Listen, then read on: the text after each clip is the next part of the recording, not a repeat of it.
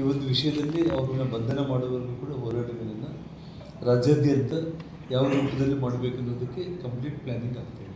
Sir, ಈಗ ಸಿದ್ದರಾಮಯ್ಯ ಅವರು ಹೇಳಿದ್ರು, ಎಷ್ಟು ಸಲ ನಾನು ಸಮಾಧಾನಿಸ್ತೀನಿ.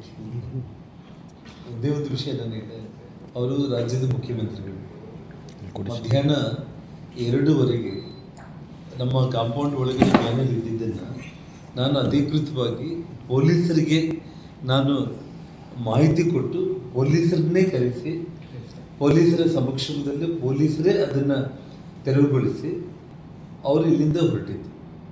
ಅದಾದಮೇಲೆ ಎಲ್ಲ ಇನ್ನು ಇಶ್ಯೂ ಏನಿದೆ ಅಂತೇಳಿ ನಾವು ಅಂದ್ಕೊಂಡಿದ್ದೆ. ಯಾಕೆಂದರೆ ಇವಾಗ ಒಂದು ಬ್ಯಾನರ್ ವಿಷಯದಲ್ಲಿ ಅಂತೇಳಿ ಅವರು ಅದನ್ನು ದಿಗ್ತಪ್ಪಿಸೋ ಪ್ರಯತ್ನ ಮಾಡೋದು ಬೇಡ. ಇಲ್ಲಿ ಒಬ್ಬ ಶಾಸಕರ ಮೇಲೆ ಫೈರಿಂಗ್ ಆಗಿರುವಂಥದ್ದು ಇವತ್ತು, ಅಂದರೆ ನಮಗೆ ನಿನ್ನೆ ಬೆಳಿಗ್ಗೆ ಬಂದಿರುವಂಥ ಒಂದು ವಿಷಯದಲ್ಲಿ ಶ್ರೀರಾಮುಲು ಅವ್ರನ್ನೇ ಮುಗಿಸ್ಬಿಡ್ಬೇಕು ಅನ್ನುವಂಥ ಒಂದು ಹುನ್ನಾರ.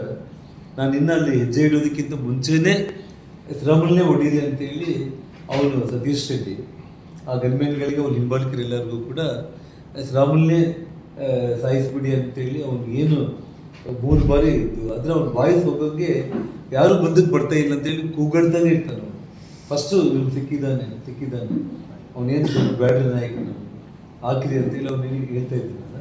ಇದು ಬ್ಯಾನರ್ ವಿಷಯ ಅಲ್ಲ, ಇದು ಬ್ಯಾನರ್ ವಿಷಯಕ್ಕೆ ನಾನೊಂದು ವಿಷಯ ಹೇಳ್ತಾ ಇದ್ದೀನಿ. ಮಧ್ಯಾಹ್ನ 2:15